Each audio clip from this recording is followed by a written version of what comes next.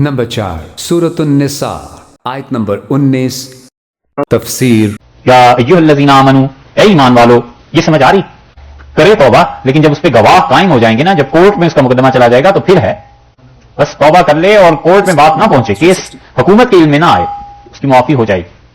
اور اگر اس نے جبر کیا ہے کسی پہ تو اس سے بھی معافی مانگے گا، جبر بائی فورس جو بھی کہا اسے پھر سنیے، یہ میں نے نہیں کہا، ایک مرتبہ کہا تھا، 3 مرتبہ کہا، ایک بار کہا تھا 3 بار، اور ایک بار الگ الگ مسئلے بیان کیے نا، دارالاسلام میں 3 بار اور دارالحرب میں 1 بار، یہ بات میں نے بیان کی۔ میں نے جو کچھ کہا تھا وہ یہ تھا کہ دارالاسلام میں اگر ایسی صورتحال پیش آ جائے تو عورت کی عدت 3 ایام ہے، اور دارالحرب سے اگر وہ عورت آئی ہے تو اس کی عدت 1 مرتبہ کے ایام ہے، یہ میں نے کہا تھا، ٹھیک ہے جی۔ اس کے بعد وہ پاک ہو جائے گی، تو اس کا مطلب یہ ہے کہ یہ امید سے اب نہیں ہے، یقین ہو گیا، اب اس کے ساتھ جس کا بھی تعلق ہے وہ قائم ہو جائے گا، ٹھیک ہے، یہی کہا تھا نا۔ اچھا جی، یا ایھا الذین آمنوا، اے وہ لوگوں جو ایمان لائے ہو، لا یحل لکم، تمہارے لیے یہ جائز نہیں ہے، ان ترثوا النساء، کہ تم عورتوں کے وارث بن جاؤ، کرہا، زبردستی، جبر سے عورتوں کے وارث بن جاؤ، یہ تمہارے لیے جائز نہیں۔ یہ کفار کی اس بات کا رد ہے، اس آیت میں بہت کچھ اس جملے میں اللہ نے فرما دیا ہے۔ اس کا مطلب یہ ہے کہ جبر سے، دیکھو تم لوگ ورثے میں مال ملا کرتا ہے، عورتیں نہیں ملا کرتی، یہ کتنا حکم ہے؟ 8واں حکم ہے، اچھا ہے 8واں حکم ہے۔ اللہ تعالیٰ نے یہ بتایا ہے کہ دیکھو ورثے میں عورتیں نہیں ملا کرتی، مال ملا کرتا ہے، اس لیے کہ عورت کا حقیقی مالک تو اللہ ہی ہے، تم کب سے مالک ہو گئے؟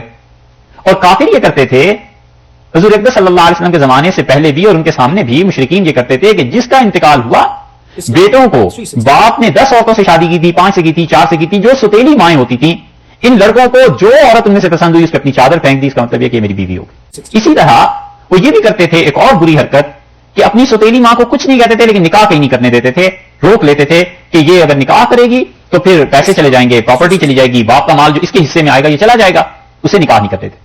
اللہ نے فرمایا لا یحل لکم ان ترثوا النساء، اور دیکھو ہرگز ایسے نہیں ہے، تمہارے لیے جائز نہیں ہے کہ تم عورتوں کو کیا کر لو، عورتوں کو جبرن روک دو اور جبرن ان کے وارث بن جاؤ۔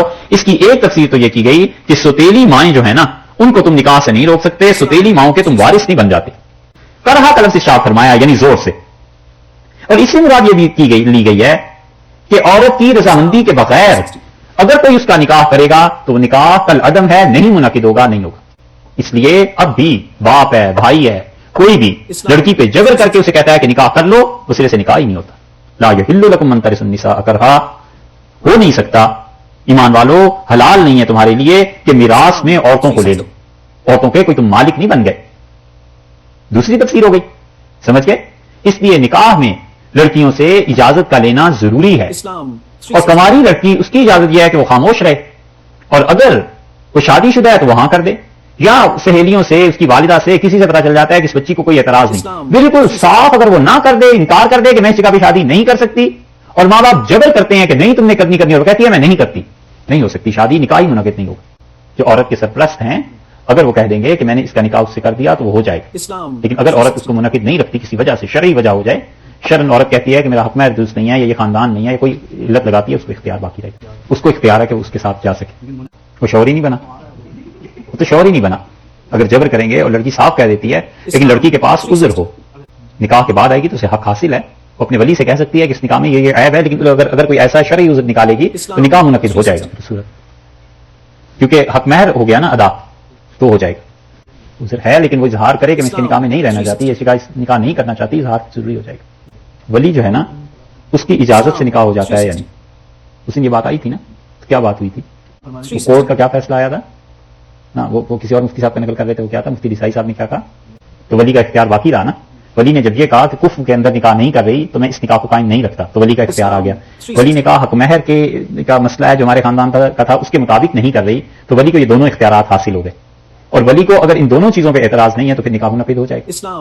چلیں کبھی بھی ہوا اور شرعن عذر ہو، لڑکی کے پاس عذر ہے، پھر کیسے نکاح ہو جائے گا؟ نہیں، لڑکیوں کے لیے یہ معاملہ نہیں، عام طور پہ بلکہ 99% نکاح جو ہوتے ہیں وہ لڑکی کی رضامندی سے ہی ہوتے ہیں۔ آپ اگر اس کو یعنی آپ اس کی تشریح کر لیں نا کہ کرہا کا مطلب کیا ہے، جبر، تو جبر کو ہم تو اس کو کہتے ہیں جبر کہ اس نے صاف نہ کر دیا، شادی کے دن بھی نہ کر دی، نکاح کے وقت بھی نہ کر دی، اسے کہا میں نہیں کرتی، اب انہوں نے اس کی بات سنی ہی نہیں، کمرے میں بند کر دیا اور رخصت کر دیا تو یہ ہے کرا جبر ہی ہے نا. ہاں تو اس صورت میں نکاح نہیں ہوگا. ورنہ نکاح کے وقت پوچھا گیا اس نے زبان سے ہاں کر دی تو بس نکاح ہو جائے گا. یا زبان سے نہیں ہاں کی چپ رہی اگرچہ اس کے دل میں کسی اور کے متعلق خیال تھا لیکن اس نے سوچا اب قسمت یہی ہے فیصلہ یہی ہے والدین ہیں سب لوگ ہیں اب تم مجھے اسی نکاح کو کرنا اور نبھانا ہے تو ہو گیا. کرہا کا مطلب یہ آسان تھوڑا ہی ہے. اچھا آپ کی بات کلیئر ہوئی. لا یحل لکم ان ترثوا النساء کرہا. ایمان والو یہ ہو نہیں سکتا عورتیں تمہارے لیے حلال نہیں ہیں کہ ان کے ساتھ کیا کرو جبر کرو. دو تفسیریں ہو گئیں.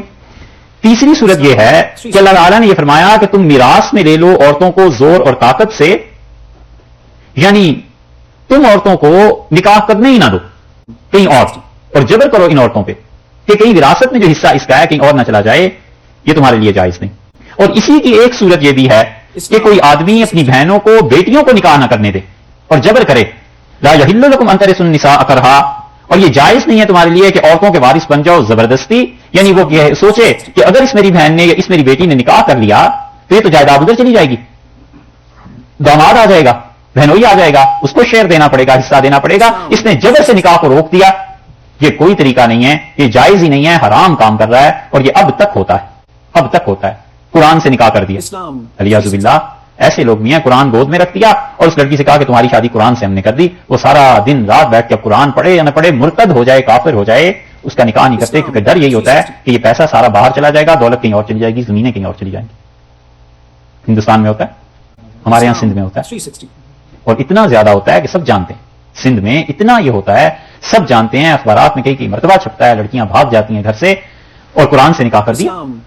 اس سے بھی زیادہ ظلم یہ کر دیتے ہیں کہ بس ان کو باہر آنے ہی نہیں دیتے اور وہ ساری زندگی شادی کے بغیر بس ایسے ہی مر جاتی ہیں. اللہ نے کہا لا یحل لکم ان ترثوا النساء کرہا. یہ تمہارے لیے جائز ہی نہیں ہے کہ جبرن عورتوں کے وارث بن جاؤ. ولا تعضلوہن. اور تم انہیں نکاح کرنے سے مت روکنا. لی اس وجہ سے تذہبوا کہ تم لے لو ببعض ما آتیتموہن بعض وہ چیز جو تم نے انہیں دی ہے, جو حق مہر تم نے انہیں دیا. دیکھو ان کے نکاح کو نہ روکنا کہ لے لو ان میں سے کچھ بھی جو کچھ تم نے اپنی طرف سے انہیں دیا تھا. وہ لڑکی طلاق لینا چاہتی ہے اور یہ جانتا ہے کہ اسے طلاق دے دی ہے لیکن کہتا ہے کہ حق مہر مجھے واپس دے دو.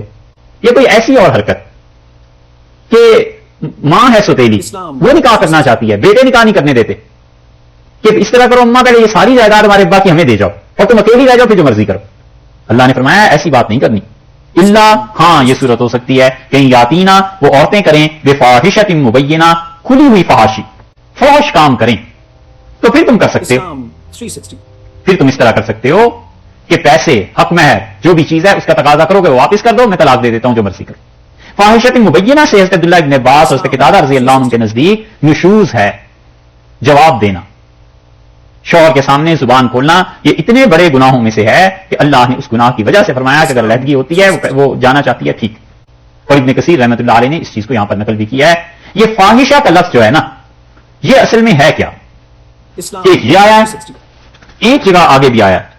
اچھا آگے چل کے پھر بات کریں گے. الا ان یاتینا بفاحشۃ مبینہ, سوائے اس کے کہ وہ عورتیں جو ہیں وہ ایسی بات کریں زبان درازی کی, اور اگر وہ زبان درازی کرتی ہیں سخت بولتی ہیں تو بھی وعاشروہن بالمعروف, ان کے ساتھ شرافت کے مطابق زندگی بسر کرنا, ان کے ساتھ آرام سے زندگی بسر کرنا. عاشروہن بالمعروف, ان کے ساتھ عورتوں کے ساتھ گزران کرو معقول طریقے سے. اور یہ وہ چیز ہے جو رسول اللہ صلی اللہ علیہ وسلم نے فرمائی ہے. آپ نے فرمایا اور تم میں سے جس آدمی کی بیوی اس کے ساتھ سختی سے پیش آئے تو اسے چاہیے کہ اپنی بیوی کی اچھائیوں پر بھی غور کر لے کہ اللہ نے اس میں خوبیاں بھی کیسی کیسی رکھی. اس لیے یہاں پر یہ ہے کہ عاشروہن بالمعروف, اور ان کے ساتھ قاعدے کے مطابق معقول بات کرنا. یہ فاحشۃ مبینہ جو ہے آپ خود سوچیں اگر اس سے مراد علیاذ باللہ زنا ہو تو کیا اس کے بعد خدا یہ کہے گا کہ تم قاعدے کے مطابق اس بیوی کو بنائے رکھو؟ عاشروہن بالمعروف کا مطلب بھی یہ بنتا ہے یہاں پہ جو حضرت عبداللہ ابن عباس رضی اللہ عنہ نے بیان کیا کہ صاف واضح طور پر تمہیں جواب دے, زبان چلائے, نشوز سر اٹھائے تمہارے سامنے, تو دیکھو اس کے ساتھ پھر بھی نیکی کے مطابق زندگی بسر کرنا. یہاں اگر زنا مراد لے لیا جائے تو پھر آگے اس جملے کا بنے گا کیا کہ الا ان یاتینا بفاحشۃ مبینہ, اور ہاں وہ زنا کر لیں تو پھر ان کے ساتھ تم اچھی طرح بسر کرو. یہ تو کوئی آدمی نہیں کر سکتا. یہ اس کی جو حکمت ہے نا فاحشہ مبینہ کو زنا نہ قرار دینا, یہ آگے بات کریں گے. اچھا نشوز ہے نشہ کسی چیز کا سر اٹھانا, وہ آگے سے جواب دیتی ہے, لڑتی ہے تم سے. فَإِن كَرِهْتُمُوهُنَّ, اور اگر تمہیں اس کی کوئی بات ناپسند ہے, اگر تمہیں وہ اچھی نہیں لگتی, فَعَسَىٰ أَن تَكْرَهُوا شَيْئًا, تو ممکن ہے تم کو یہ چیز اس کی نہ پسند ہو. وَيَجْعَلَ اللَّهُ فِيهِ خَيْرًا كَثِيرًا, اور اللہ نے اس میں بہت خوبی رکھی. صبر کر لو, اس صبر کی وجہ سے جو خوبیاں ملنی ہیں وہ بہت ہے. تو اللہ تعالیٰ نے فرمایا ہے کہ ممکن ہے کوئی چیز تم کو ناپسند ہو اور اللہ نے اس میں خیر رکھی ہو. یہ ایسی آیت ہے کہ جب آدمی کو غصہ آتا ہے نا، جب پریشانی ہوتی ہے، تو اس آیت کا مراقبہ بڑا کام آتا ہے. جب ناگوار چیزیں زندگی میں پیش آتی ہیں، کہیں بھی کوئی بھی تکلیف، تو آدمی سوچے اللہ نے کہا ممکن ہے کوئی چیز تمہیں ناپسند ہو اور اللہ نے اس میں خیر رکھی ہوئی ہو. یجعل اللہ فیہ خیرا کثیرا، اور خیر بھی چھوٹی سی نہیں، بہت بڑی خیر. اس لیے اس آیت میں یہ دوسرا حکم دیا کہ عورتوں کے ساتھ تحمل سے گزارا کرے، عورتوں کے مزاج کو سمجھے اور نرمی سے گزارا کرے. یہ تھوڑی ہے کہ ہر وقت کندھے پہ ڈنڈا رکھا ہوا ہے اور لڑ جھگڑ رہا ہے. ایک چیز ناپسند ہے تو شاید اس میں خوبی بھی ہو، سمجھے. زبان کے مقابلے میں زبان نہ چلائے. اچھوں کے ساتھ تو سبھی گزارا کرتے ہیں، بروں کے ساتھ جو کرے اسے کہتے ہیں یہ واقعی قابل تحسین ہے، ورنہ اچھوں کے ساتھ تو اچھے ہی ہوتے ہیں.